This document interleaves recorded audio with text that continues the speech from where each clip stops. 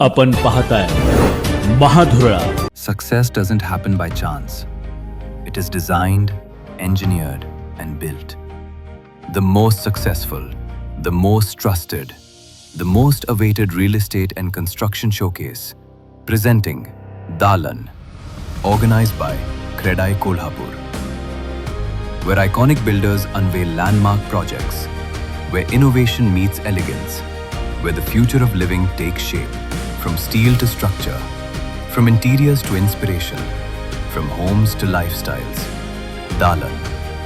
30th January to 2nd February 2026. Mahasainik Darbar Lawn, Kolhapur.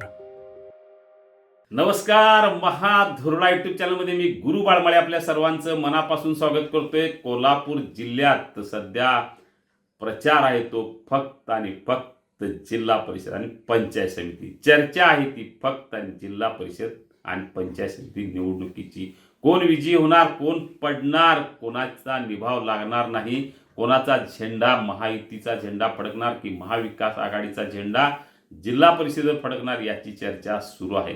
सगळ्यात जास्त चर्चा आहे ती करवीर तालुक्यातल्या दक्षिण विधानसभा मतदारसंघात. कारण उमेदवार कुणीही असो इथं लढत आहे ती आमदार सतेज पाटील आणि आमदार अमल महाडिक यांच्यातच. कारण दक्षिणेत पक्षाला महत्त्व नाही, इथं आहे गटाला महत्त्व. त्यामुळे सतेज पाटील बाजी मारणार की आमदार अमल महाडिक ही चर्चा सध्या दक्षिणेत सुरू आहे.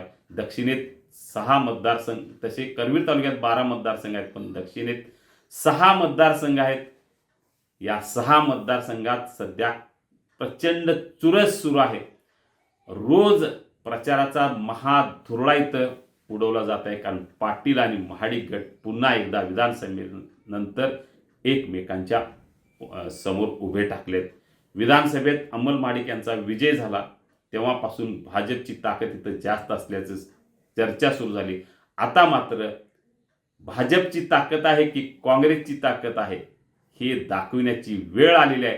त्यामुळंच एकीकडं खासदार धनंजय महाडिक, आमदार अमल महाडिक, जिल्हा परिषदेच्या माजी अध्यक्षा शौमिका महाडिक यांनी थेट प्रचारात उतरून आपलं ताकद तिथं दाखवायला सुरुवात केली आहे. दुसरीकडे आमदार सतेज पाटील आणि माजी आमदार ऋतुराज पाटील हे सुद्धा सक्रिय झाले आहेत. जे पाटील आणि महाडिक दोघं पुन्हा एकदा आपल्या गटाच्या उमेदवाराला विजयी करण्यासाठी मैदानात उतरलेले आहेत.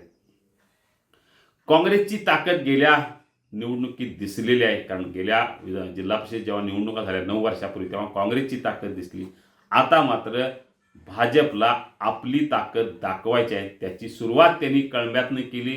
काँग्रेसचा कार्यकर्ता सागर भोगम यांना भाजपमध्ये घेऊन त्यांना तिकीट दिलं आणि तिथनं बंडखोरी सुरुवात झाली.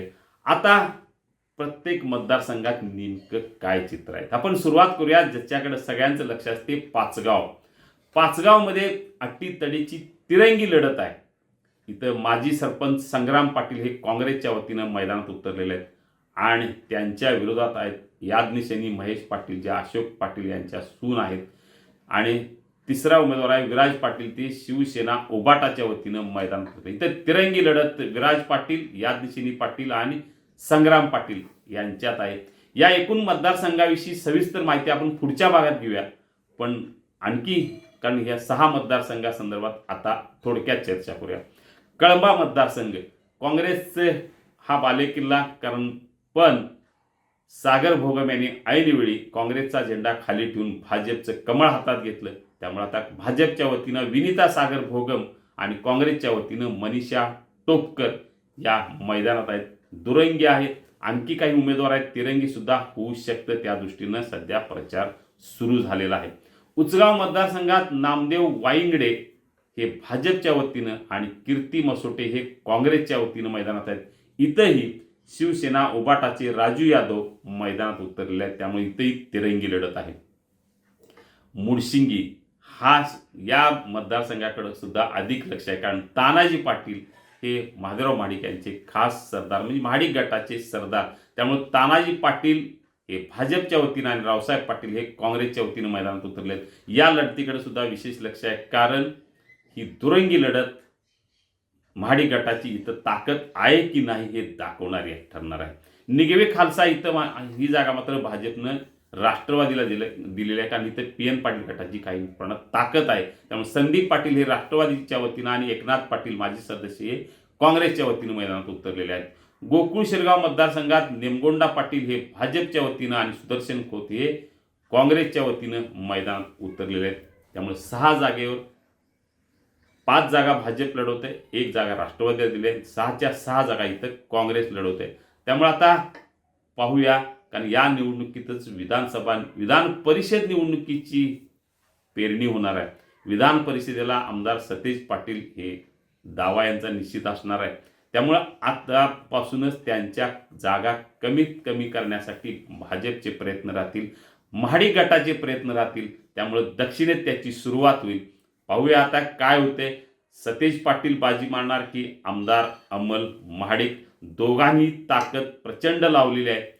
आता ताकद नेमकी कुणाची लागली, कशी लागली याचा निकाल होणार 9 फेब्रुवारीला. तोपर्यंत आपण प्रचाराला शुभेच्छा देऊया दोघांनाही. आपल्याला अशाच राजकीय बातम्या हव्या असतील तर आत्ता सबस्क्राईब करा महाधुरळा यूट्यूब चॅनल. धन्यवाद. कृषीप्रधान भारताच्या प्रगतीसाठी गतिमान पाऊल भीमा कृषी.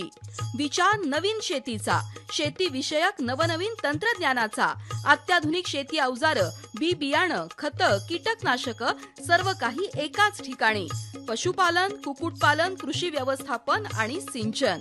शेतकऱ्यांच्या समृद्धीचा विधायक विचार, कृषीपूरक व्यवसायाचं परिपूर्ण मार्गदर्शन. खासदार धनंजय महाडिक यांच्या विचारातून साकारलेलं पश्चिम महाराष्ट्रातील सर्वात मोठं कृषी आणि पशु प्रदर्शन. 400हून अधिक कंपन्यांचा सहभाग, तसंच भीमा कृषी पुरस्कार. महिला बचत गटांचे विविध स्टॉल्स, विविध जातींच्या पशुपक्ष्यांचं प्रदर्शन. भीमा कृषी आणि पशु प्रदर्शन दिनांक 6 ते 9 फेब्रुवारी 2026 मेरीवेदर ग्राउंड, कसबा बावडा, कोल्हापूर. हे आहे गोकुळचं श्रीखंड. अगदी जिभेवर रेंगाळणारं. जिभेवरच नाही तर मनावरही रेंगाळणारं. गोकुळ श्रीखंड, मनावर रेंगाळणारं.